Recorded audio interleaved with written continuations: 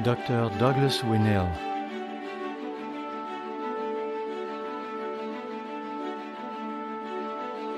Une histoire à propos de deux esprits.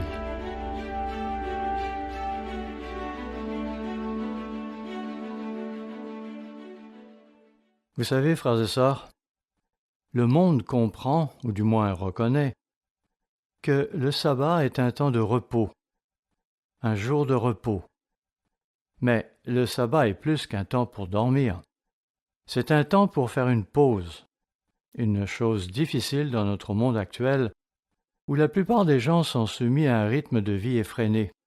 Oui, c'est un temps pour prendre une pause et pour réfléchir, un temps pour se concentrer sur les grandes questions de la vie. Pourtant, ce n'est pas ce que beaucoup de gens feront aujourd'hui, parce que nous sommes tous si occupés. On va courir de ci, de là.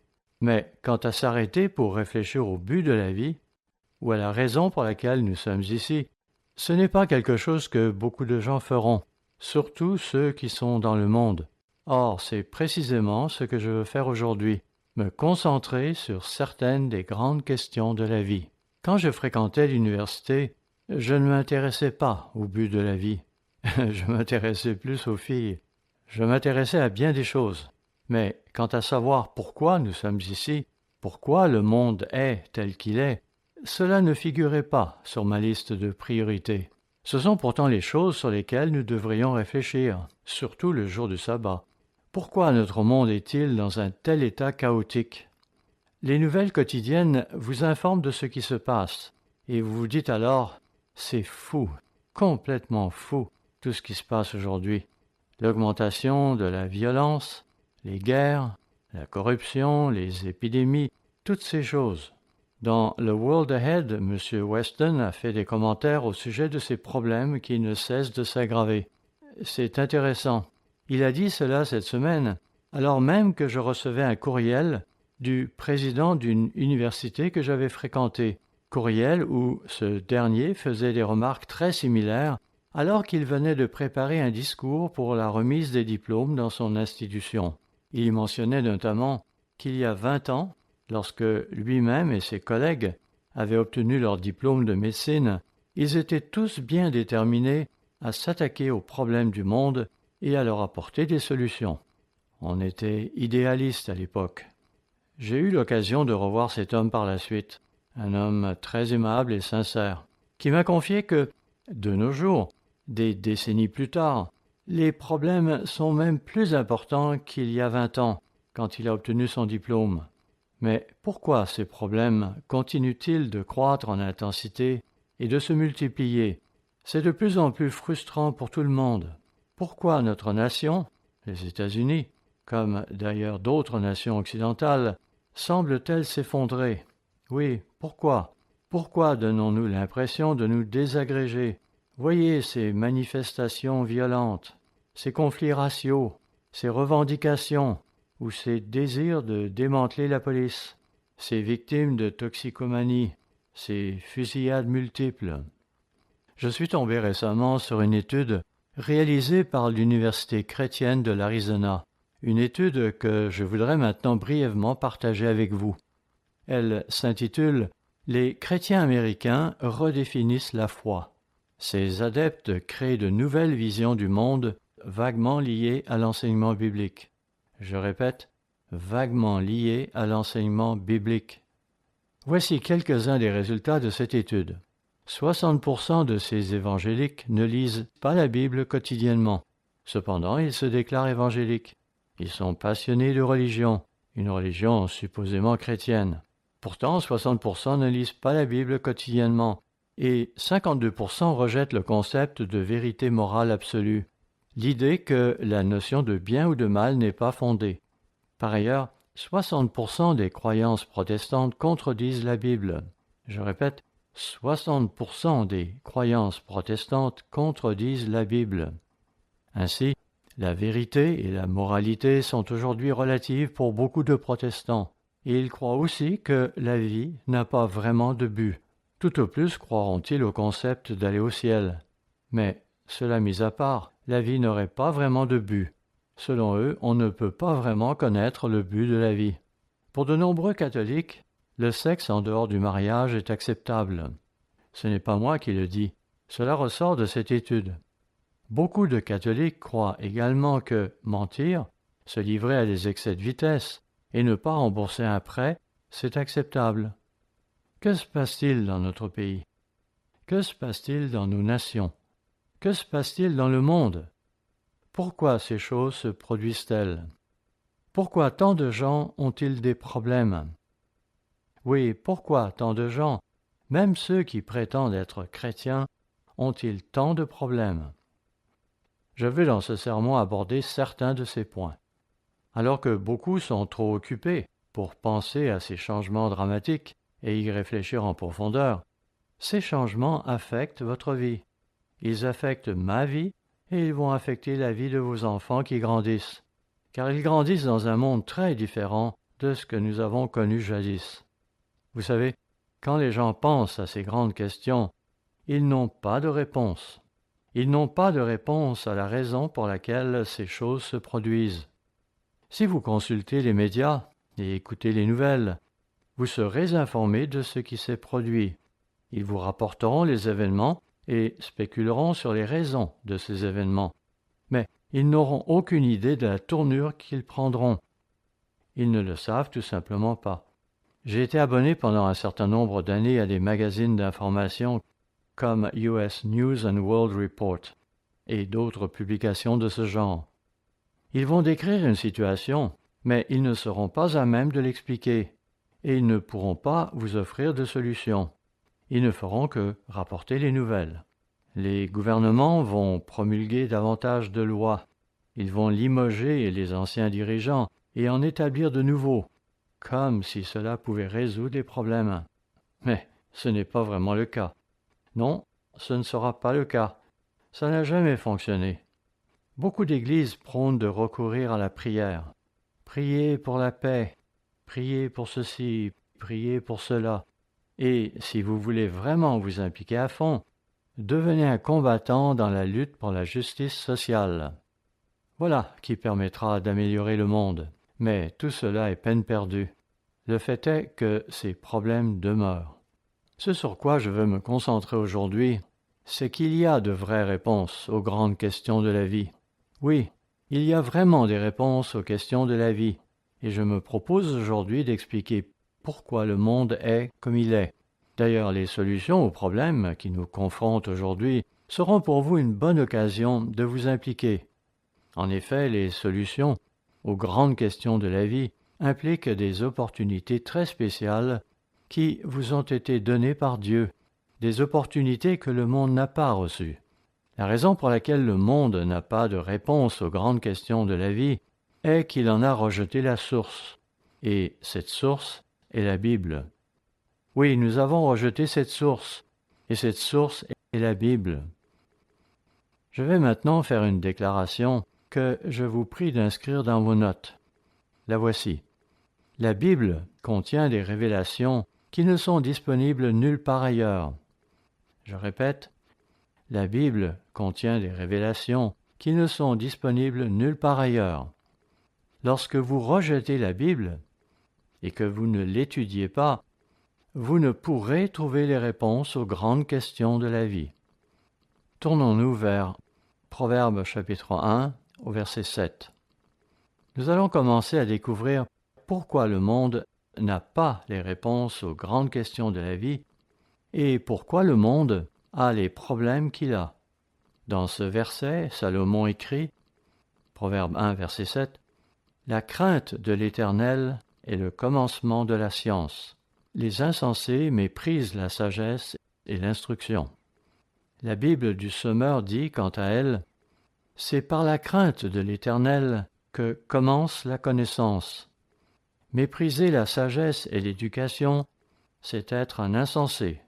Nous ne nous y reporterons pas, mais Romains chapitre 1, versets 18 à 22 dit pareillement que lorsque les êtres humains ont rejeté Dieu, ils sont devenus des insensés. Oui, ils sont devenus des insensés lorsqu'ils ont rejeté Dieu et sa parole. Proverbe chapitre 9, verset 10 dit la même chose, mais en des termes légèrement différents. Ce sont là des choses importantes à comprendre. Ce sont des clés pour comprendre pourquoi le monde est tel qu'il est. Proverbe 9, verset 10 dit « Le commencement de la sagesse, c'est la crainte de l'Éternel. » Oui, celui qui craint Dieu va aussi lui obéir. Et il va faire ce que Dieu lui commande. Il va suivre ses instructions. À nouveau, le commencement de la sagesse, c'est la crainte de l'Éternel. Et la science des saints, c'est l'intelligence. Lorsqu'on rejette la Bible, on rejette la connaissance de Dieu, et on est alors obligé de se débrouiller tout seul. Voilà la raison pour laquelle le monde ne comprend pas pourquoi nous avons tous ces problèmes aujourd'hui. C'est parce qu'ils ont tourné le dos à Dieu et aux Écritures. La devise qu'avait jadis l'ambassadeur collège, de même que l'université du Dieu vivant, et je pense que c'est encore la devise de la Living Education, c'est que la parole de Dieu constitue le fondement de toute connaissance. Oui, ce livre est le fondement de tout. Les principes que nous y trouvons fournissent une vision que nous ne pouvons obtenir d'aucune autre source. C'est pourquoi le monde ne comprend pas pourquoi nous avons les problèmes que nous avons. La parole de Dieu est le fondement de la connaissance de Dieu, la connaissance de son plan et du but qu'il poursuit, la connaissance de l'être humain, à savoir qui nous sommes et pourquoi nous sommes. Tout cela nous est révélé dans les Écritures. Psaume chapitre 119, verset 98 énonce « Tes commandements me rendent plus sage que mes ennemis. Tes commandements me rendent plus sage que mes ennemis. » Lorsque nous les étudions, cela nous rendra plus sages que les critiques qui aiment critiquer ces mêmes commandements. Osée chapitre 8, verset 12 contient une observation très intéressante. Une prophétie qu'Osée a faite vers l'an 700 avant Jésus-Christ. Osée y mentionne que Dieu a donné à Israël les grandes choses de sa loi, mais que les Israélites en sont venus à considérer cette loi comme étrange. Oui, Dieu a donné à l'ancien Israël ses lois. Il les a qualifiées de merveilleuses, et il a dit qu'elles étaient les clés de la vie. Mais les Israélites en sont venus à considérer sa loi comme quelque chose d'étrange. Nous venons d'entendre une sermonnette à propos des viandes pures et impures. Si, aujourd'hui, vous dites aux gens que vous ne mangez pas de crevettes, ils vous répondront « Quoi? Vous ne mangez pas ces petites choses juteuses? Mais ce sont des délicatesses. » Peut-être.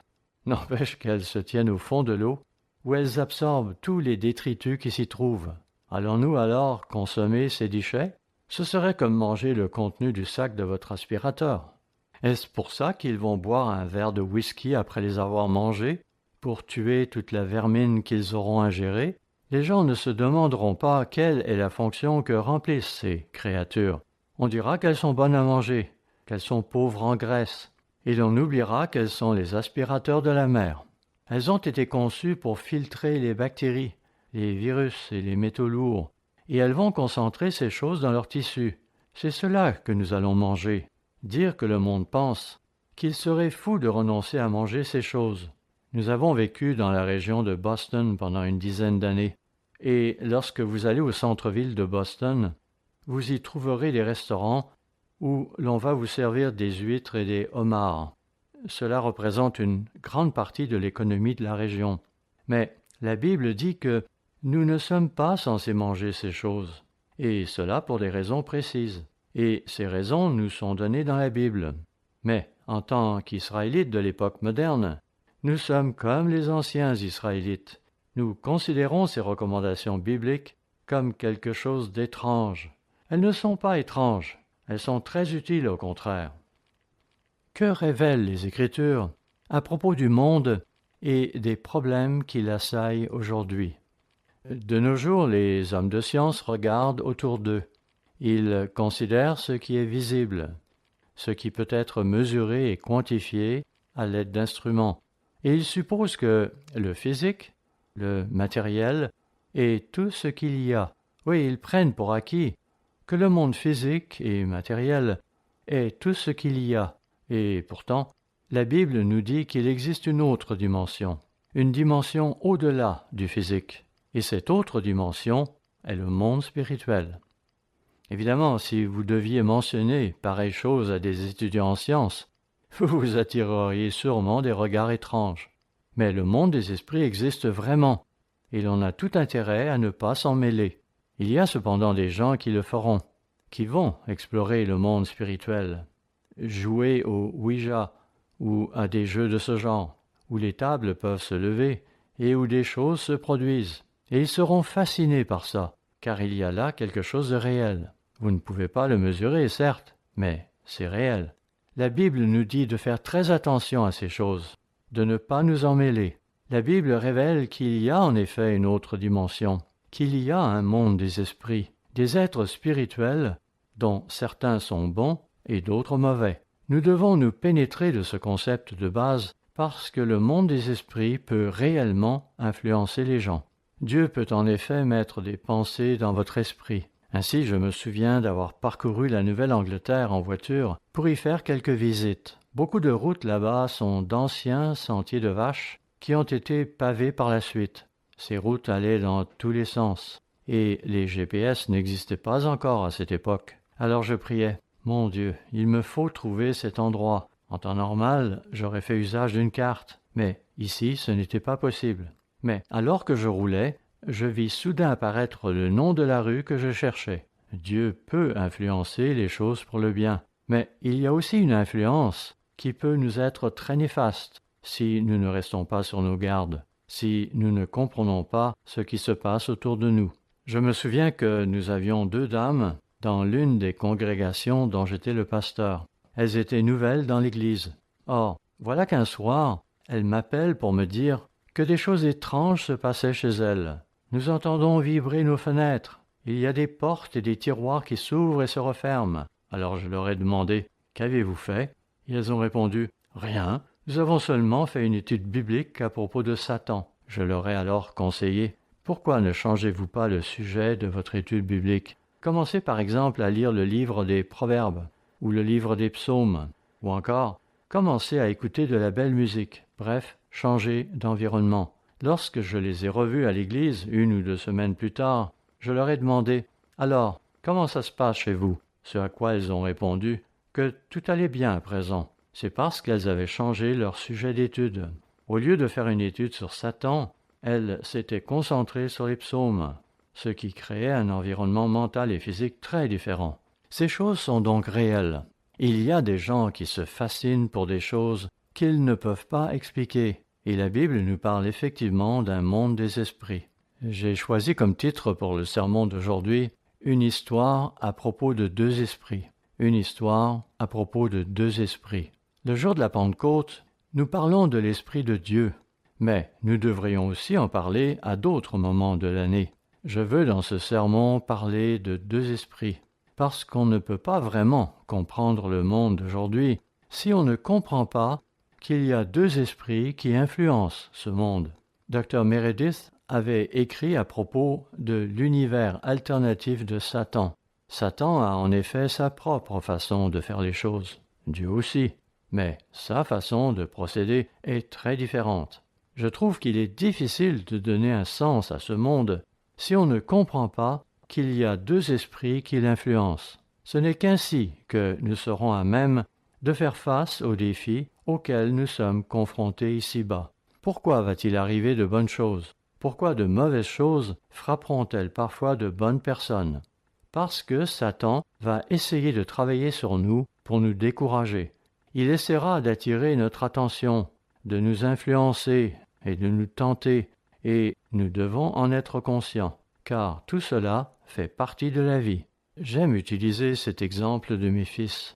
Un vendredi soir, nous remontions du sous-sol où nous étions descendus pour parler. Je me trouvais être en haut des marches.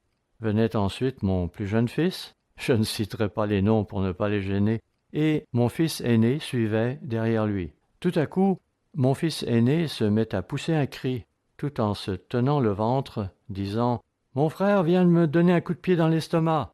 J'ai alors saisi mon plus jeune fils, et je lui ai dit « Pourquoi tu fais ça ?» À cela, il a répondu « Je ne sais pas, j'en avais juste envie ». Je lui ai alors demandé « Qui, à ton avis, t'a donné l'idée de frapper ton frère dans l'estomac ?» Après quelques hésitations, il a fini par dire « Je pense que je le sais. » Alors je lui ai dit « Écoute, une des leçons de la vie, c'est qu'il ne faut pas agir selon toutes les pensées qui te viendront à l'esprit. Il te faudra les évaluer, et il y en aura certaines que tu devras rejeter et ne pas leur donner suite. Il nous faut leur expliquer ces choses, leur expliquer d'où viennent ces pensées qui se traduiront en action. Les gens vont parfois dire « J'ai eu cette drôle de pensée » ou « Quelque chose m'a poussé à faire telle chose ». À moins d'être conscient de l'origine de ces pensées, nous allons parfois nous laisser entraîner à faire des choses que nous pourrions regretter par la suite. Je vais donc aujourd'hui parler de deux esprits. Le premier dont nous allons parler est le Saint-Esprit de Dieu. Encore une fois, nous devons aborder ce sujet plus qu'une fois par an, parce qu'il s'agit d'un élément de compréhension que Dieu nous accorde, à nous qui ne formons qu'un très petit groupe à l'heure actuelle. C'est quelque chose que nous avons l'occasion d'apprendre à utiliser. Négligez d'en faire usage, et vous pourriez perdre l'avantage qu'il représente. Allons à Actes chapitre 2, où nous voyons Pierre qui vient de prêcher un sermon le jour de la Pentecôte. Les gens avaient été émus. Au verset 38, nous lisons, Acte 2, verset 38, Pierre leur dit, « Repentez-vous, et que chacun de vous soit baptisé au nom de Jésus-Christ pour le pardon de vos péchés, et vous recevrez le don du Saint-Esprit. » Pierre répondait ainsi à leur question, « Que ferons-nous » Il parlait du don du Saint-Esprit. C'est quelque chose que Dieu met à notre disposition, mais à certaines conditions.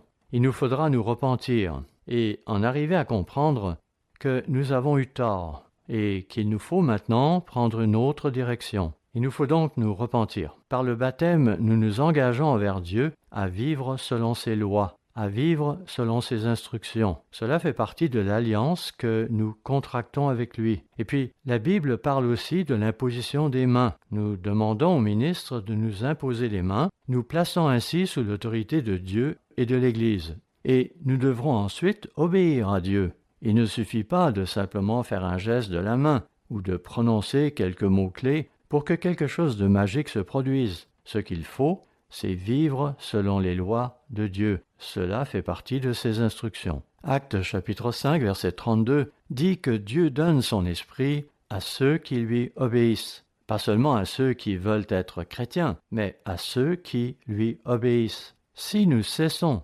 d'obéir à Dieu, il nous retirera son esprit. Voici donc les instructions auxquelles nous devons nous conformer. Vous le savez, le monde dans son ensemble s'est laissé séduire par la doctrine de la Trinité, doctrine selon laquelle la famille de Dieu serait limitée à 3 entités. J'ai eu, il y a quelques années, une expérience intéressante avec un jeune homme qui avait découvert l'Église. Il m'avait alors appelé et nous avons encore eu plusieurs conversations téléphoniques par la suite. Il est même possible que nous nous soyons rencontrés en personne, je ne me souviens plus. Il s'efforçait d'apprendre le plus possible par lui-même. Un jour, il avait découvert un livre qui disait grosso modo que si l'Église qui vous intéresse n'enseigne pas la doctrine de la Trinité, qu'alors elle ne pouvait pas être une véritable Église chrétienne. Or, il avait appris que nous ne croyons pas en la Trinité. Il a donc décidé, en se basant sur ce que disait ce livre, qu'il ne pouvait pas considérer de se joindre à nous, vu que nous refusions cette doctrine.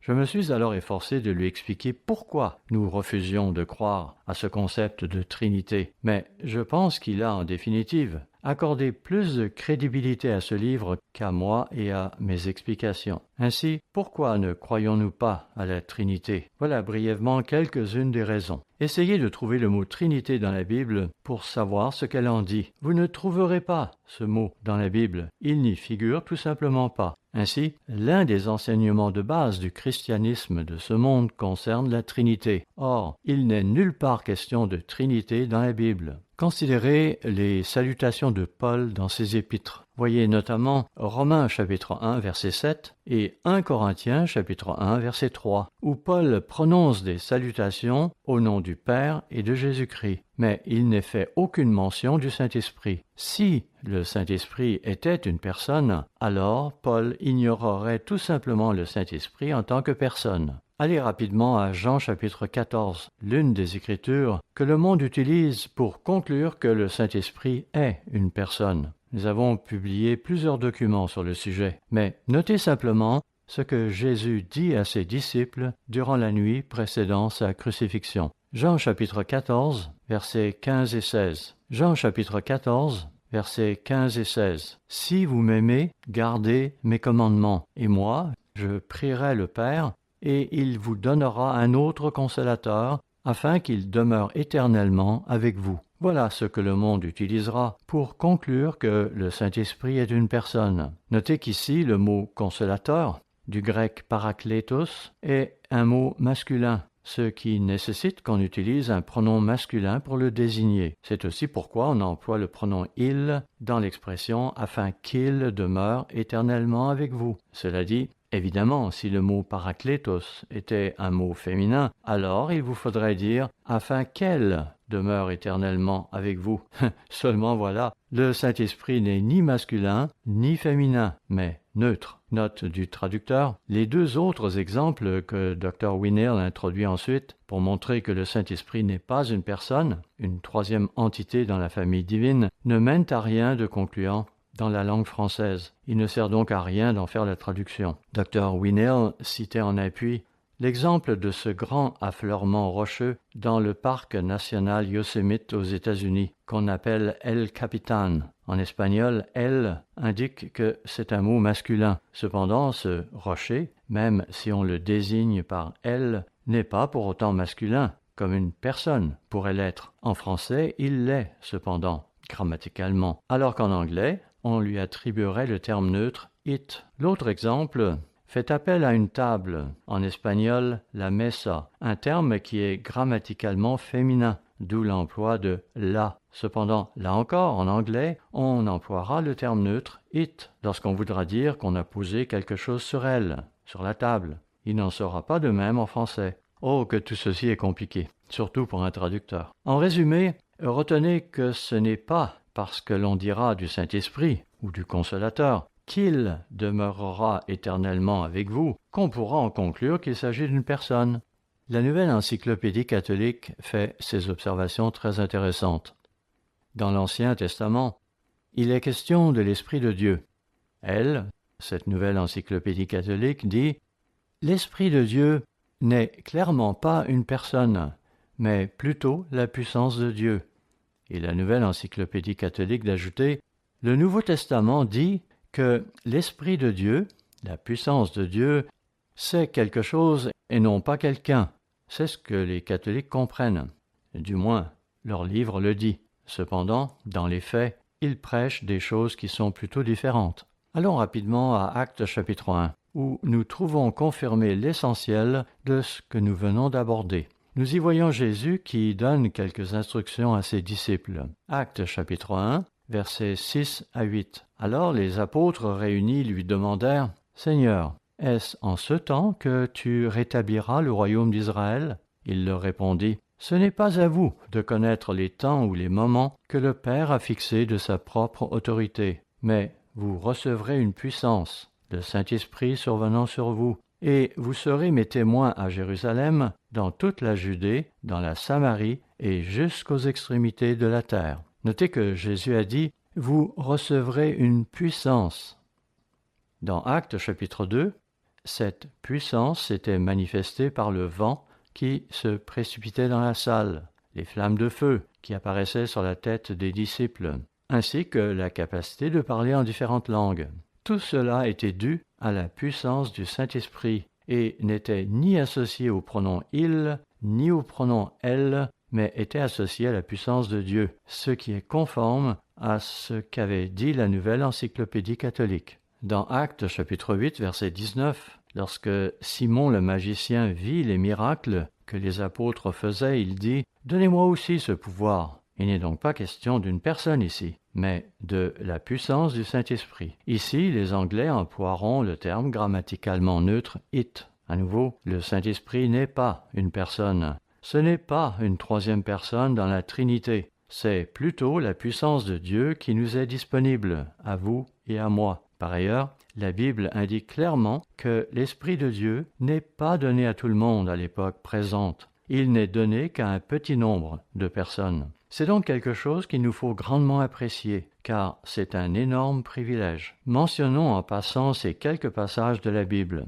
Tout d'abord, Ésaïe 65, verset 1, où Ésaïe mentionne une prophétie de Jésus-Christ. « Je me suis laissé trouver par ceux qui ne me cherchaient pas. J'ai été trouvé par ceux qui ne m'ont pas cherché. » Notez que Paul dit à peu près la même chose dans Romains chapitre 10 au verset 20 lorsqu'il s'adresse à des gentils, c'est-à-dire à des non-juifs. Mais je crois qu'on peut considérer cela dans un sens plus large. Ainsi, pensez à votre propre appel. Combien d'entre vous cherchaient activement Dieu? Ce n'était certainement pas mon cas. Je venais de compléter ma première année d'études supérieures et j'étais revenu à la maison pour y passer 2 semaines de vacances. J'avais l'intention de renouer avec le monde et de m'intéresser à tout. À la maison, je retrouvais mon jeune frère qui fréquentait alors notre collège de Bricketwood en Angleterre. Le voilà maintenant qui a l'audace de se moquer de moi et de dire « Qu'est-ce que tu sais que je ne sais pas ?» Pensez-y, c'était mon jeune frère. Il m'a cependant donné quelques brochures à lire et figurez-vous que je les ai lues. Leur contenu faisait du sens. Après mes 2 semaines de vacances, je repartis pour le Mississippi où je suivais mes cours. J'ai alors commencé à aller à la bibliothèque tous les sabbats. Puis j'ai fini par appeler le pasteur local, disant « J'aimerais observer le sabbat ». Ce à quoi il m'a répondu « Que faites-vous le jour du sabbat ?»« Eh bien, je passe mon temps à la bibliothèque. »« Ah oui ? Eh bien, traversez la rue. Nous nous rencontrons à l'étage, au 2e étage du YWCA. » Je n'avais pas cherché ça du tout. Pensez à votre propre cas. Comment Dieu a-t-il pris contact avec vous? Comment a-t-il attiré votre attention?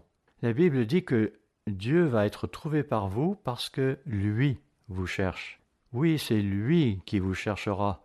Il n'appelle à présent qu'un tout petit nombre de personnes. Voyez Jean chapitre 6 verset 44 et Jean chapitre 6 verset 65. Il nous est dit ici que si vous n'êtes pas appelé, si Dieu ne vous appelle pas, il vous sera très difficile de comprendre le but de la vie et de trouver de vraies réponses aux questions importantes de la vie. Votre appel vous permettra de comprendre la vérité de Dieu. C'est aussi pourquoi il est vain de vouloir convertir votre prochain. Mon frère et moi avons essayé de convertir nos parents, et ça n'a pas marché. Je suppose que nous étions de mauvais évangélistes. Encore une fois, laissez-moi vous le dire, vous ne pouvez pas faire comprendre aux gens ce que vous comprenez, à moins que Dieu n'ouvre leur esprit par son Saint-Esprit. Cela dit, pour ceux d'entre vous qui êtes plus jeunes et qui grandissez dans l'Église, ne prenez pas pour acquis ce que vous avez été capable de comprendre en allant à l'Église et en vivant avec vos parents. Vous avez là une compréhension très spéciale. Ne la prenez pas à la légère. Il y a 1 an environ, j'ai rencontré un homme d'âge moyen et lui ai demandé « Comment êtes-vous entré dans l'Église ?» Il m'a répondu « J'ai grandi dans l'Église. » Oui, j'ai grandi dans l'Église, mais je l'ai quitté ensuite pendant 10 ou 15 ans. Et il a ajouté « Quelle perte de temps! Quelle perte de temps que d'être parti pendant 10 ou 15 ans !» En fin de compte, il est revenu et il s'efforce à présent de rattraper son retard. Voici quelqu'un qui a été élevé dans l'Église, mais qui en est venu à conclure que l'herbe était plus verte de l'autre côté de la clôture. Alors il est parti, mais il a dû se rendre à l'évidence que l'herbe n'était pas plus verte là-bas, que les problèmes y étaient même plus grands. Ne prenez pas pour acquis ce qui vous a été donné. Accrochez-vous à ce qui vous a été donné. Jean chapitre 15, verset 16, nous montre comment opère l'Esprit de Dieu. Nous y voyons Jésus qui parle à ses disciples la nuit avant sa crucifixion, disant, Jean 15, verset 16, « Ce n'est pas vous qui m'avez choisi, mais moi je vous ai choisi. » Mettez votre nom ici. Oui, Dieu dit, « Je t'ai choisi, toi, John, Sally, Suzy, peu importe votre nom. » Pouvez-vous vous mettre dans la tête que Dieu vous a choisi personnellement parmi les milliards de personnes sur la terre? Nous avons été appelés à faire partie d'un petit groupe, d'un petit troupeau. Il y a quelques années, je suis retourné à une réunion organisée par notre ancien lycée. et j'y ai parlé avec un copain qui a fréquenté par la suite l'Académie militaire américaine de West Point, avant de se rendre en Asie du Sud-Est. Nous avions joué au basket ensemble, et il m'a demandé ce que j'avais fait depuis notre graduation. Moi aussi, je lui ai demandé ce qu'il avait fait. Puis, je crois lui avoir laissé une copie de notre brochure « Les États-Unis et la Grande-Bretagne selon la prophétie ». Je n'ai jamais plus eu de ces nouvelles depuis. J'ai aussi donné un tel exemplaire à un autre copain du même lycée. Mais, là encore, je n'ai plus jamais eu de ces nouvelles par la suite. Je croyais devoir partager ces choses avec eux, parce que je croyais qu'avec un peu de chance, je les reverrais peut-être un jour à la résurrection. Et je ne voulais pas qu'ils me disent « Tu ne m'as jamais dit dans quoi tu étais ». Oui, j'ai essayé de partager, mais si Dieu n'ouvre pas leur esprit, cela ne fera pas beaucoup de sens pour eux. Cela me fait aussi penser à un autre de mes copains du lycée qui avait reçu un abonnement à l'une de nos revues. Il était alors à l'hôpital et avait commencé à en lire quelques passages, mais il ne tarda pas à m'avouer qu'il n'y comprenait rien. Écoutez, si vous comprenez le plan et le but de Dieu, si vous commencez à comprendre la Bible, c'est parce que Dieu a ouvert votre esprit avec son esprit, ce qui est une formidable opportunité. Pourquoi voudrions-nous recevoir le Saint-Esprit? Oui, pourquoi? Je me souviens de ma première fête des tabernacles. Je suivais alors des cours au Mississippi. J'avais pris un autobus qui me conduisait en Alabama, et de là, il me fallait transférer pour me rendre à Brunswick, en Géorgie. J'attendais donc mon transfert pour Brunswick lorsque je remarquai des gens plutôt bien habillés et portant des valises. Nous avons alors échangé une conversation. Ils m'ont alors demandé d'où je venais, ce à quoi j'ai répondu « du Mississippi ». Ils ont ensuite voulu savoir où j'allais.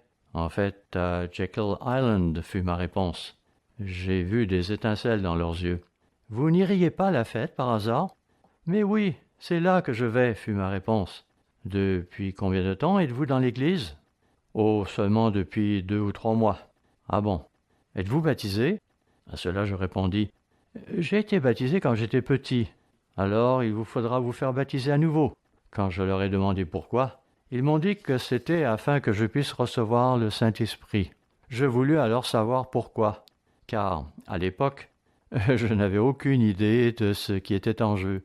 Évidemment, plus tard, suite à quelques recherches personnelles, et après avoir entendu quelques sermons sur le sujet, j'ai commencé à comprendre pourquoi j'avais absolument besoin du Saint-Esprit.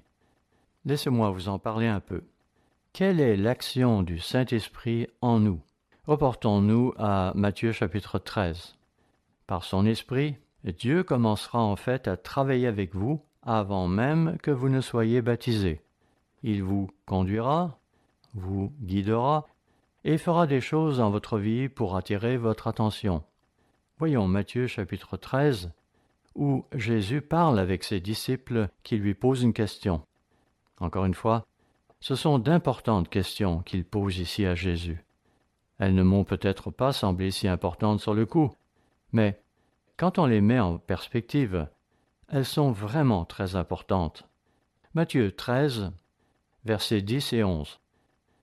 Les disciples s'approchèrent et lui dirent « Pourquoi leur parles-tu en parabole ?» Jésus leur répondit « Parce qu'il vous a été donné de connaître les mystères du royaume des cieux, et que cela ne leur a pas été donné. Oui, il vous a été donné de comprendre les mystères du royaume des cieux, le but de votre vie dans la chair, ainsi que ce qui se passe dans le monde.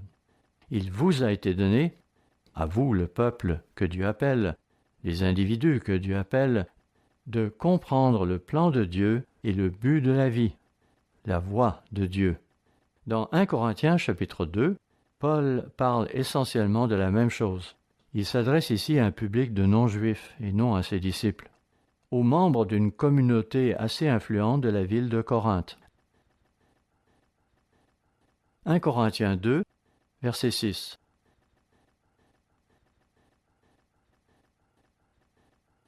Cependant, c'est une sagesse que nous prêchons parmi les parfaits, sagesse qui n'est pas de ce siècle, ni des chefs de ce siècle, qui vont être réduits à l'impuissance. Si nous sommes attirés par le monde, nous devons comprendre que ce monde va disparaître, que cet âge touche à sa fin.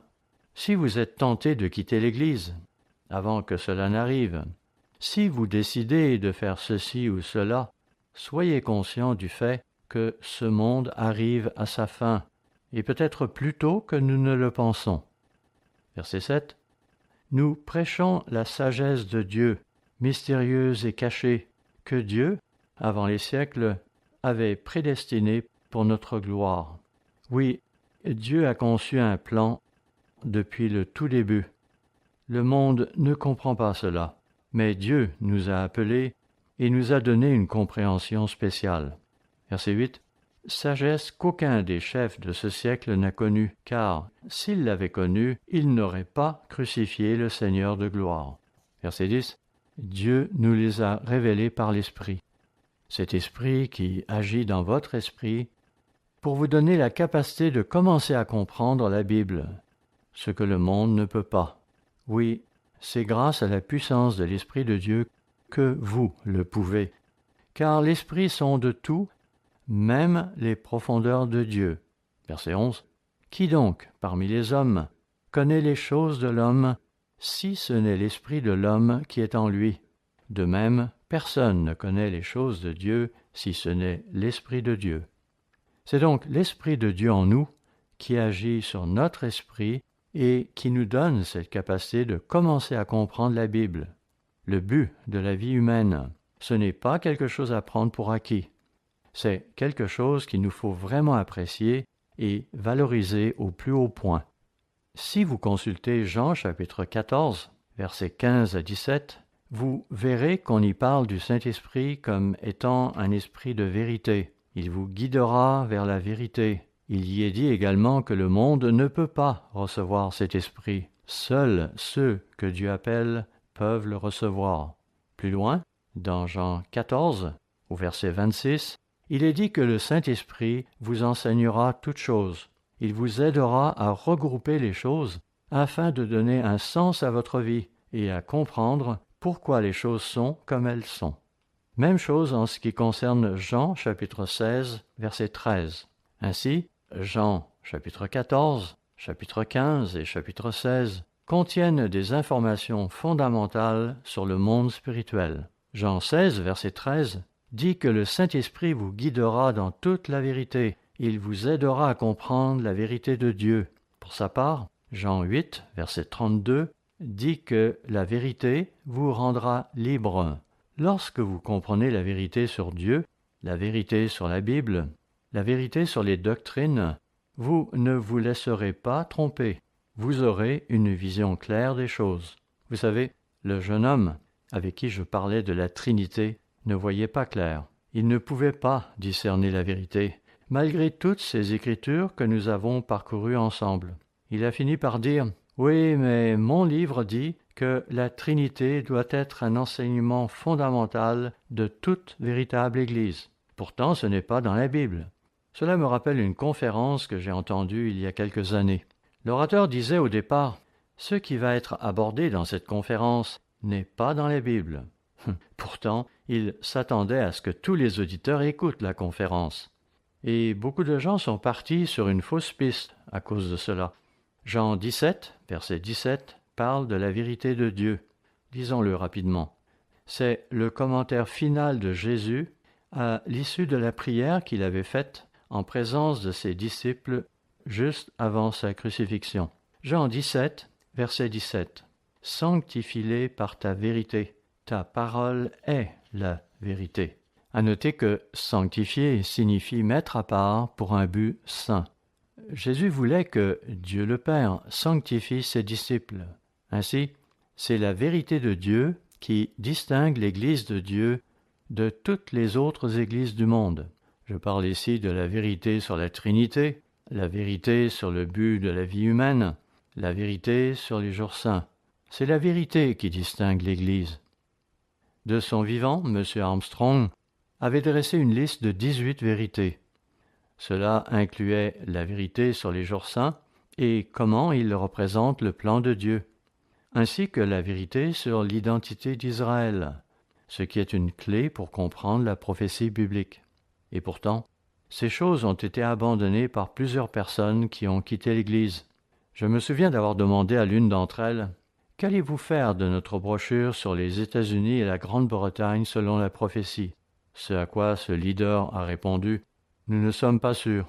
Nous ne sommes pas sûrs de ce que nous allons en faire. » C'est pourtant une clé essentielle pour comprendre la prophétie biblique. Et vous n'êtes pas sûr de ce qu'il faut en faire? Si nous n'accordons pas de valeur à cette vérité, n'allons-nous pas tomber dans le fossé sur le bord du chemin? Pourquoi Dieu ne donne-t-il présentement ce don du Saint-Esprit qu'à quelques personnes? Oui, pourquoi, à l'heure actuelle, Dieu ne révèle-t-il cette vérité à propos du Saint-Esprit qu'à quelques personnes? Pensons à ce que dit Luc, chapitre 12, au verset 48. « À qui on a beaucoup donné, on demandera beaucoup. » Nous avons reçu la formidable opportunité de comprendre certaines des grandes questions de la vie, pourquoi le monde est comme il est, et il nous faudra en rendre compte. Une partie de notre travail consiste à avertir le monde de ce qui va arriver. Nous avons le devoir de répandre l'Évangile, la bonne nouvelle de ce qui attend l'humanité, et nous savons que nous serons impliqués dans sa délivrance. C'est un sujet passionnant. Mais pourquoi Dieu ne donne-t-il à l'heure actuelle son Saint-Esprit qu'à quelques personnes? Quelques versets me viennent à l'esprit. Tout d'abord, Genèse chapitre 12. Dieu a une mission pour les personnes avec lesquelles il a choisi de travailler. Nous ne voudrons jamais perdre de vue cette mission. Nous avons été appelés à faire partie d'une Église qui a une mission. Nous ne pouvons pas nous laisser égarer par d'autres choses. Genèse chapitre 12 parle brièvement de l'ancêtre des Israélites. Dieu avait choisi Abraham et voulait travailler avec lui. Voici quelle était sa mission. Genèse 12, versets 1 à 3. Genèse 12, versets 1 à 3. L'Éternel dit à Abraham, « Va-t'en de ton pays, de ta patrie et de la maison de ton père, dans le pays que je te montrerai. Je ferai de toi une grande nation, et je te bénirai. Je rendrai ton nom grand, et tu seras une source de bénédiction. Je bénirai ceux qui te béniront, et je maudirai ceux qui te maudiront, et toutes les familles de la terre seront bénies en toi. » La plupart d'entre nous ont été appelés à sortir de notre petit monde. Nous avons quitté des familles, nous avons quitté des amis. Dans certains cas, nous avons même dû quitter notre environnement familier. Nous savons que Dieu a donné ses lois aux Israélites afin qu'ils soient différents. Oui, ils devaient poursuivre un mode de vie totalement différent de celui du monde. Mais leur mission était de partager ce mode de vie avec le reste du monde, d'être une lumière pour le monde. Hélas, Israël n'a pas respecté sa promesse, son engagement, et a dû en payer le prix. Lisez Deutéronome 4, versets 1 à 11. Deutéronome 4, versets 1 à 11. Et vous verrez Dieu dire aux Israélites, « Je vous ai donné mes lois, afin que vous soyez un exemple pour le monde. » Aujourd'hui, on entend dire communément que la loi est un fardeau, voire une malédiction. Pourtant, 1 Jean 5, verset 3, dit que la loi n'est pas un fardeau. Non, elle est au contraire une bénédiction. Bon, d'accord, si ne pas manger de crevettes ou de homards représente pour vous un fardeau, alors il vous faudra le porter, du moins si vous voulez suivre les instructions de la Bible. Notez cependant qu'en le faisant, vous pourrez aussi vous éviter beaucoup de maladies et de problèmes. Donc, suivre les directives de Dieu vous apportera des bénédictions et non des malédictions. Luc 1, verset 17, parle de la mission de Jean-Baptiste. Mais cela est aussi notre mission. C'est quelque chose que nous devrons prendre au sérieux en tant qu'Église. Parlant de Jean-Baptiste, Luc y dit, Luc 1, verset 17, « Il marchera devant Dieu avec l'esprit et la puissance d'Élie, pour ramener les cœurs des pères vers les enfants et les rebelles à la sagesse des justes, afin de préparer au Seigneur un peuple bien disposé. On le sait, Élie avait fait des choses surprenantes. Il en a été de même avec Jean-Baptiste. Christ va revenir et il va avoir besoin d'une équipe de personnes prêtes à enseigner ses lois au reste du monde. Êtes-vous prêts à le faire? Vous préparez-vous pour cela? Nous devons nous y préparer, parce que c'est notre avenir. Il est donc important de nous laisser guider par l'Esprit de Dieu, de nous familiariser avec les Écritures et de faire ce qu'elles nous demandent. Bref, d'obéir à Dieu. Acte 5, verset 32, dit que Dieu donne son esprit à ceux qui lui obéissent. Si vous cessez d'obéir à Dieu, il commencera à retirer cet esprit, et vous perdrez votre assurance et votre compréhension. Je me souviens d'avoir parlé à une personne il y a quelques années. C'était dans les années 70. Une grande partie de nos membres de la côte Est nous avait alors quittés pour aller dans une autre direction. C'était l'un de ces appels téléphoniques qui vous retiennent pendant près de 2 heures. Vous avez le sentiment de tourner en rond. Et à la fin de la conversation, vous vous demandez « Qu'ai-je accompli ?» Rien. Lui est parti dans sa direction et moi je suis resté où j'étais. J'avais noté chez lui une perte de compréhension, car il ne cessait de répéter « Vous savez, les baptistes font du bon travail, les méthodistes font aussi du bon travail. Beaucoup d'églises font du bon travail. » Oui, la compréhension avait disparu, celle que nous avions en commun auparavant. Lorsque vous cessez d'observer les lois de Dieu, Dieu vous retire son esprit. Il y a là une dynamique à l'œuvre. C'est pourquoi nous devons rester proches de Dieu. Nous devons prier tous les jours. Nous devons étudier les Écritures tous les jours, afin que la parole de Dieu imprègne notre esprit et que nous soyons en quelque sorte au diapason de Dieu. Si nous passons trop de temps sur Internet et nous livrons à des commérages, l'Esprit de Dieu nous quittera.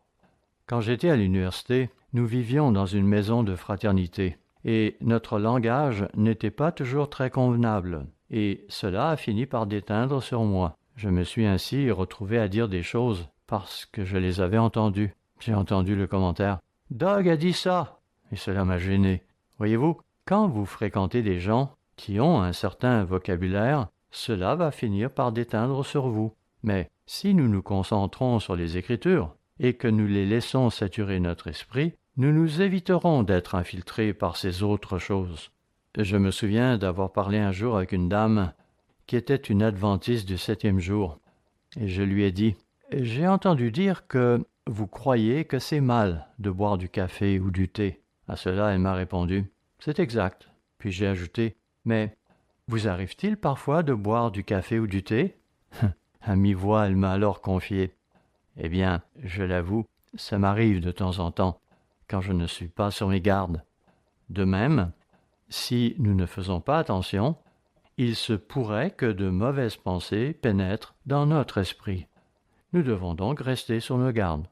Dieu s'attend à ce que son esprit produise du fruit en nous. C'est pourquoi il nous l'a donné. Il serait bon que nous relisions Galates chapitre 5, versets 16 à 26. Galates 5, versets 16 à 26, où il est justement question du fruit de l'Esprit de Dieu, l'amour, la joie, la paix, la patience, etc. Alors, demandez-vous, ai-je été patient aujourd'hui dans mes relations avec les gens? Suis-je en paix avec moi-même, avec mon conjoint, avec mes enfants? L'Esprit de Dieu nous donne un sentiment de paix, parce que nous comprenons que Dieu est de notre côté. Romains 8, verset 28, dit que toute chose concourt au bien de ceux qui sont appelés selon le dessein de Dieu. Quand les choses se corsent, revenons à ces Écritures, où Dieu nous dit qu'avec lui, tout est possible. Oui, tout est possible. Ainsi, quand vous êtes confronté à une situation qui peut sembler inquiétante, soyez confiants que ça va s'arranger. Cela s'arrangera si nous nous tournons vers Dieu pour qu'il guide les choses, si nous faisons ce que nous sommes censés faire et ne nous inquiétons pas de ce que quelqu'un d'autre pourrait nous faire. L'influence de l'Esprit de Dieu est puissante. J'aimerais ici revenir à un exemple de l'Ancien Testament.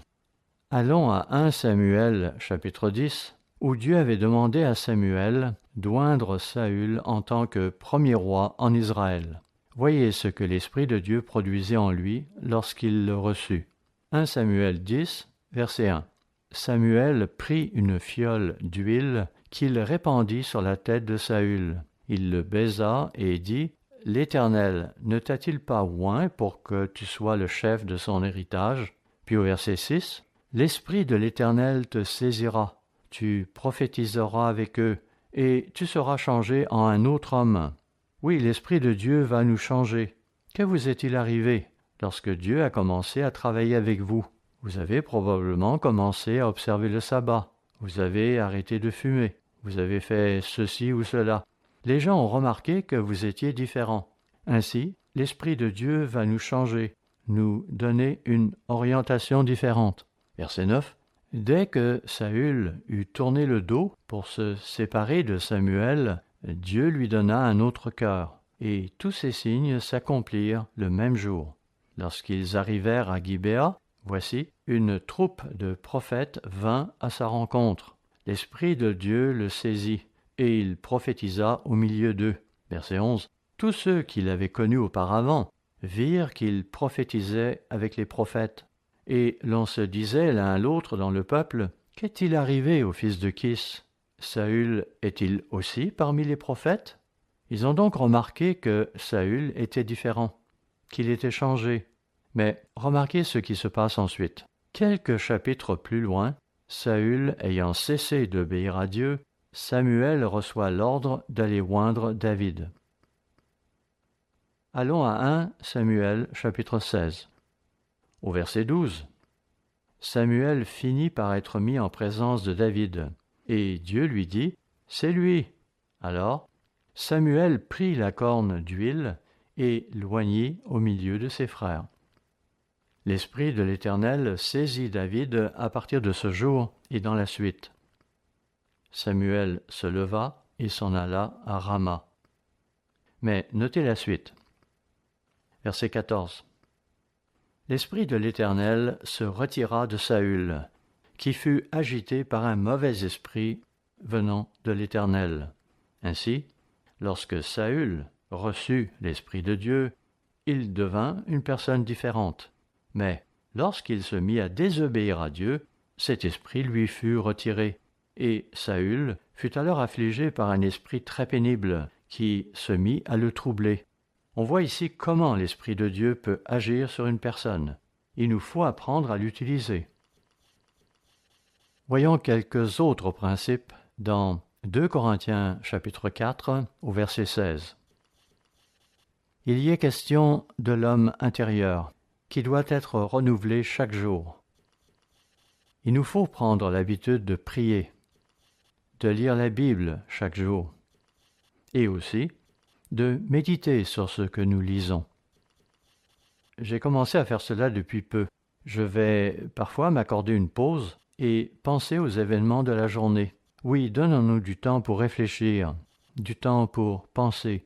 Nous avions une certaine activité à l'époque où j'enseignais à l'Ambassador College à Pasadena.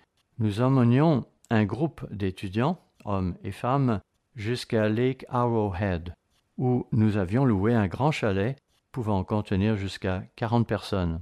On mettait les filles d'un côté et les garçons de l'autre. Le vendredi après-midi, alors qu'on préparait le dîner, quelqu'un avait demandé « Pouvons-nous jouer un peu de musique à l'approche du sabbat ?» J'ai alors répondu « Oui, pourquoi pas ?» Ensuite, je n'ai plus rien dit. Ils ont donc fait jouer 2 ou 3 disques de circonstance, puis quelque chose d'autre a suivi, et quelque chose d'autre. Si bien qu'au moment où nous sommes allés nous coucher, ce n'était plus du tout de la musique qui convenait au sabbat. J'avais alors décidé d'aborder ce problème lors de l'étude biblique qui était prévue pour le lendemain dans l'après-midi. Le matin suivant, alors qu'ils préparaient le petit déjeuner, ils ont à nouveau fait jouer de la musique qui ne convenait pas à un jour de sabbat, ce que je n'ai pas manqué de leur mentionner. Puis j'ai ajouté, vous savez, vous êtes venus ici pour vous éloigner de Pasadena et de l'agitation qui y règne. Hier soir, vous avez cependant raté une belle occasion de profiter de cette retraite. Vous auriez en effet pu sortir sur la terrasse, regarder la lune se lever sur le lac, admirer ces beaux arbres qui nous entourent et relaxer en prêtant l'oreille au coassement des grenouilles. Vous avez ainsi manqué une occasion de vous rapprocher de la création de Dieu, et cela parce que vous avez préféré écouter cette soi-disant musique qui n'était ni agréable à entendre et encore moins indiquée pour un jour de sabbat. Personne ne s'est alors rapproché du tourne-disque pour le reste de la journée. N'empêche qu'ils s'étaient tout de même privés d'une belle occasion d'apprécier la création de Dieu et de se rapprocher de lui. Nous devons nourrir l'Esprit de Dieu chaque jour. 2 Pierre chapitre 3, verset 18 nous enjoint de croître dans la grâce et dans la connaissance de notre Seigneur Jésus-Christ. Ce sont là des choses que nous devons faire. 2 Timothée 1, versets 6 et 7 nous recommande de stimuler l'Esprit de Dieu en nous, un esprit de force, d'amour et de sagesse. C'est aussi un esprit de discernement, grâce auquel nous pourrons discerner ce qui est bon et ce qui est mauvais. Sans l'Esprit de Dieu, nous nous attirons des ennuis. Bon, il est temps maintenant de parler de ce deuxième esprit qui est à l'ordre du jour. Il y a en effet une autre dimension de la vie humaine dont on ne parle pas dans les institutions d'enseignement. On n'en parlera pas non plus dans la plupart des églises. Oui, il existe une autre dimension de la vie et c'est le monde des esprits. La Bible nous en informe. Nous n'en serons pas informés par le biais de la science, mais par la Bible, par les principes et les informations qu'elle contient. 2 Corinthiens 4, verset 4, dit que Satan est le dieu de ce monde. Oui, c'est Satan qui est en charge du monde actuel. Je me souviens de cette chanson que je chantais à l'église en grandissant. On y référait à ce monde comme étant le monde de mon Père. Certes, Dieu a créé ce monde, mais c'est Satan qui en tire les ficelles présentement. Et c'est aussi pourquoi Éphésiens 2, verset 2, dit qu'il est le prince de la puissance de l'air. Tout comme l'Esprit de Dieu est source de puissance pour nous, Satan dispose aussi d'une certaine puissance. Il peut faire ouvrir et fermer des portes. Il peut capter l'attention des gens avec ses artifices. Si nous ne sommes pas conscients de ce qui se passe, nous allons nous laisser égarer. Ésaïe chapitre 14 et Ézéchiel chapitre 28 mentionne que Lucifer était le premier rebelle, le rebelle originel. C'est lui qui a mené à la rébellion d'un tiers des anges. Vous lisez cela dans Apocalypse chapitre 12, verset 4. Oui, un tiers des anges furent séduits au point de se rebeller contre Dieu. C'est parce que Satan a son propre agenda. Il sait quel est le plan de Dieu et il fera tout en son pouvoir pour bouleverser ce plan et le contrecarrer. Il connaît aussi ceux que Dieu appelle. Et si les choses deviennent parfois difficiles pour vous, en particulier à l'approche du baptême, accrochez-vous et bouclez votre ceinture de sécurité. Vous allez vous en sortir, mais il tentera de vous décourager. Lorsque nous préparons ces conférences publiques que nous donnons parfois, j'encourage nos membres à prier pour que Dieu travaille dans le cœur et dans l'esprit de ceux qui reçoivent une invitation, afin qu'ils se présentent, car Satan travaillera aussi sur eux. Ils feront peut-être l'expérience d'un pneu crevé ou d'une panne d'essence en cours de route. Qui sait? Ainsi, aujourd'hui, en me rendant à cette assemblée, j'ai été pris dans un bouchon de trafic et je commençais à m'inquiéter de ne pas pouvoir arriver à l'heure. Heureusement qu'après environ 5 minutes, ça s'est dégagé. Satan va essayer de vous faire trébucher par tous les moyens. Il ne se relâchera pas. Pensez à tous ces gens sur lesquels il a travaillé dans le passé. Ainsi, il a commencé avec Adam et Ève. Dieu leur avait dit certaines choses. Et voilà que Satan se présente disant « Oui, mais il ne vous a pas tout dit. Il y a plus que cela. Vous a-t-il dit que vous pouvez devenir comme Dieu si vous mangez du fruit de cet arbre ?» Satan a aussi travaillé sur Caïn et a fait en sorte que Caïn tue son frère. Il a également travaillé sur Job. Dieu avait donné à Satan un libre accès à Job. Et puis, il a travaillé sur Aaron. Pendant que Moïse était sur la montagne, les gens sont venus vers Aaron disant « Nous ne savons pas ce qui est advenu de Moïse. Fais-nous un Dieu. » Hélas, au lieu qu'Aaron leur dise « Non, je ne ferai pas ça », il a acquiescé à leur demande et leur a fait un Dieu, ajoutant même « Voici le Dieu qui vous a fait sortir d'Égypte ». Satan a également travaillé sur Jéroboam. Jéroboam avait pris charge des 10 tribus qui s'étaient séparées de Roboam pour aller s'établir au nord. Puis Jéroboam s'est mis à craindre que si le peuple allait à Jérusalem pour y célébrer la fête, il pourrait les perdre. Alors, il leur a fait 2 idoles pour qu'ils puissent adorer sur place. 400 ans plus tard, Satan a essayé de s'en prendre à Jésus-Christ en le tentant dans le désert. Il a aussi tenté Pierre et Ananias et Saphira. Et il travaillera sur chacun de nous si nous lui en donnons l'occasion. Mais si nous restons proches de Dieu, cela n'arrivera pas. Ainsi, Satan a été le premier à se rebeller contre Dieu. Il a voulu faire échouer le plan de Dieu, et il va encore essayer de le faire de nos jours. Nous devons être conscients des dispositifs de Satan et de la manière dont il opère. Dans Jean 8, verset 44, il est qualifié de meurtrier et de père du mensonge. Apocalypse chapitre 12, verset 9, dit qu'il a séduit le monde entier. Il y a quelque chose de très intéressant ici. Voyons-le très rapidement. Vous le savez, notre monde occidental a été établi sur une sorte de fondation chrétienne, entre guillemets, ce qui ne l'empêche pas d'avoir été totalement séduit à propos de Noël, à propos des Pâques, de même qu'en ce qui concerne ce concept d'aller au ciel. Il y a tant d'idées fallacieuses et de pratiques saugrenues dans le monde actuel. J'en ai fait l'expérience récemment lorsque je suis allé rendre visite à une réserve indienne en Arizona. On pourrait observer des pratiques similaires si on se rendait en Inde, où ils avaient l'habitude de se flageller et de soumettre leur corps à toutes sortes de tortures pour, soi-disant, s'attirer les bonnes grâces de leur Dieu. Au Moyen Âge, lors des épidémies de peste, les gens se flagellaient pour se punir, dans l'espérance que Dieu fasse alors disparaître la peste. Aujourd'hui, il existe des cultes qui se flagellent pour montrer à Dieu ce qu'ils sont prêts à endurer pour lui plaire. Vous allez aux Philippines, et les gens là-bas vont se faire clouer sur une croix pendant la période des Pâques. Là encore, pour montrer à Dieu à quel point ils sont prêts à se punir. D'où cela vient-il? Eh bien, allez à 1 Roi chapitre 18 et lisez l'histoire d'Élie lorsqu'il a confronté les prêtres de Baal. Alors que, depuis des heures, ceux-ci s'efforçaient en vain d'invoquer leur Dieu, Élie leur avait lancé « Peut-être qu'il dort, peut-être qu'il est distrait ».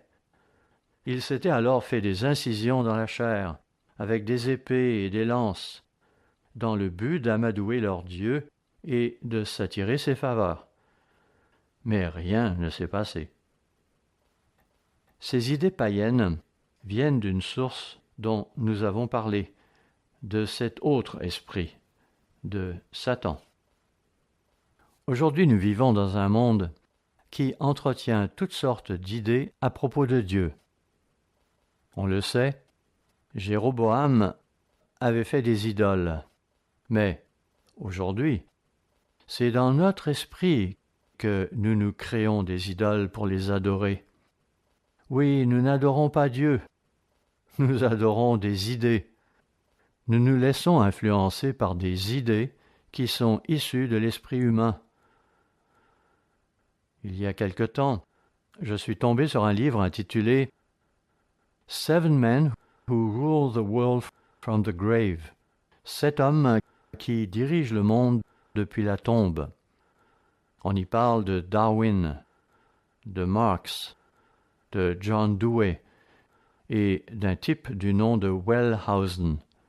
À la fin des années 1850, ceux-ci nous ont soumis à certaines idées de leur cru. L'idée de Darwin était que nous n'avons pas besoin d'un créateur, car nous avons la sélection naturelle. Pour ce qui est de Marx, en gros, ses idées étaient que si nous pouvions nous débarrasser de la religion, notamment du christianisme, si nous pouvions nous débarrasser de la famille et de la propriété privée, nous aurions alors un monde bien meilleur. Marx était juif. Le père de Darwin voulait que son fils devienne un pasteur. Tous deux venaient donc de milieux religieux, ce qui ne les empêchait pas d'avoir des idées très différentes. John Dewey, lui, a grandi dans une famille protestante, mais il est arrivé à la conclusion que tout ce dont nous avons besoin, c'est la raison humaine. Pour lui, le surnaturel n'existe pas, le bien et le mal n'existent pas, et ce sont là des idées qui circulent toujours aujourd'hui. Wellhausen, quant à lui, était un théologien autrichien. Il s'était improvisé critique de la Bible. Il est en fait l'un des fondateurs ou des promoteurs de cela. Il avait été renvoyé ou avait démissionné de son poste d'enseignant en théologie, et cela parce qu'on s'est rendu compte qu'il sapait la foi des futurs ministres en doutant ainsi de la Bible. Il ne croyait tout simplement pas que la Bible était vraie. Ce sont là les idées qui influencent notre société contemporaine. Idées auxquelles nous sommes tous confrontés. Aucune de ces idées ne révèle le but de la vie humaine. Aucune de ces idées n'explique pourquoi nous sommes ici ou pourquoi nous avons les problèmes que nous avons. La Bible nous dit que Satan est le dieu de ce monde et qu'il influence ce monde. L'une des plus grandes tromperies aujourd'hui, c'est de croire que Satan n'existe pas. Nous avons tous entendu ces commentaires selon lesquels Dieu est mort. Dieu n'existe pas. Dieu est une illusion.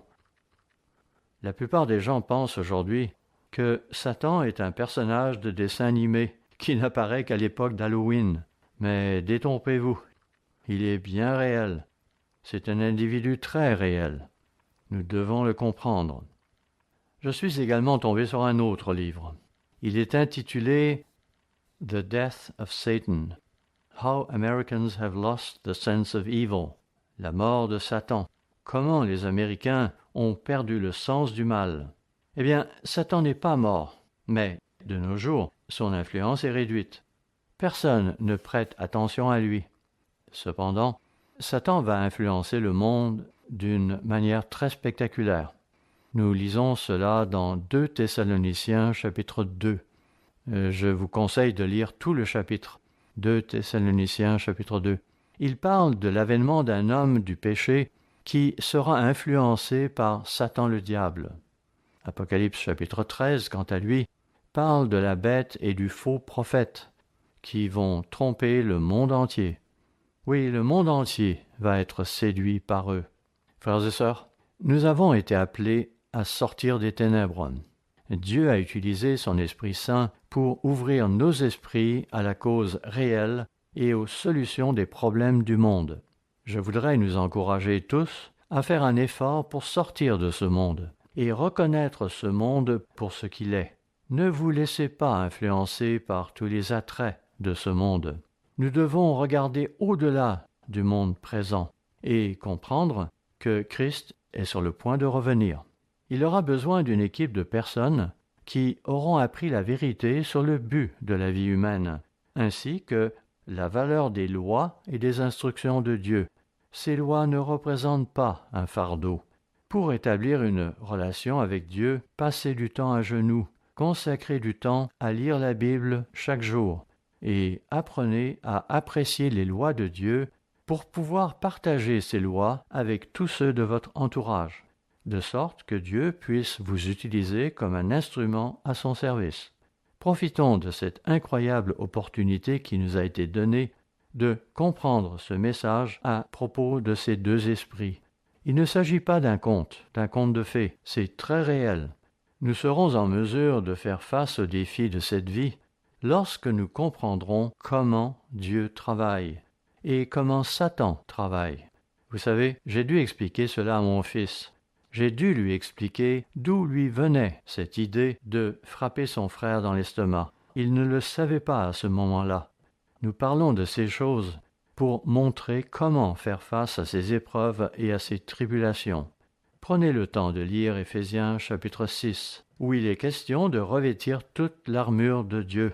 Lisez Éphésiens chapitre 6 quand vous serez de retour chez vous. Oui, nous devons nous revêtir de toute l'armure de Dieu. Cela nous protégera contre les influences de Satan.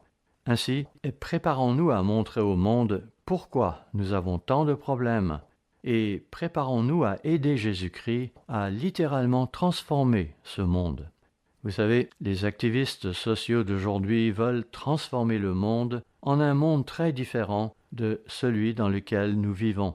Mais cela ne va pas marcher. Nous, cependant, nous allons avoir l'opportunité de vraiment transformer ce monde d'une manière durable, si nous comprenons le message d'aujourd'hui à propos de ces deux esprits.